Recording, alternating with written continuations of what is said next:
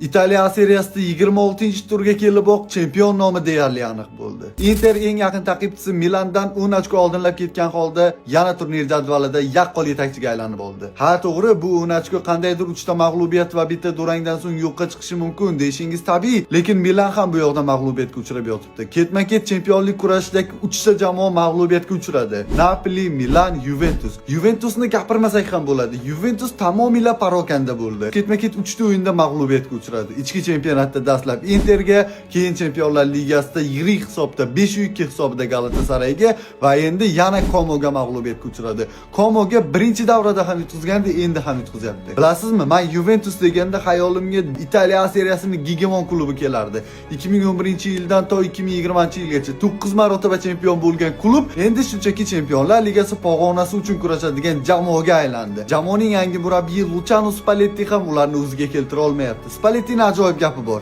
Spalletti Juventusdagi holatni shunday izohlaydi: "Bizning raqibimiz turnir jadvaldagilar emas, bizning o'zimiz" degan. Klubning noto'g'ri transfer siyosati, noto'g'ri futbolchilarning sotishi yoki bo'lmasa to'g'ri murabbiy olib kela olmasligi bir qancha muammolarni olib kelyapti va Juventusni tobora botqoqqa tiqib bormoqda. Qayta Milan o'ziga kelib, yana eski darajasiga qaytib olyapti. Chempionlar Ligasida stabil o'ynayapti, chempionlik uchun kurashyapti, o'rtada chempion ham bo'ldi. Juventus esa shunchaki Yevropa Ligasida o'ynab yuradigan klub, Chempionlar Ligasiga ba'zi o'ylashadigan jamoa sifatida yodimizda qolib ketyapti.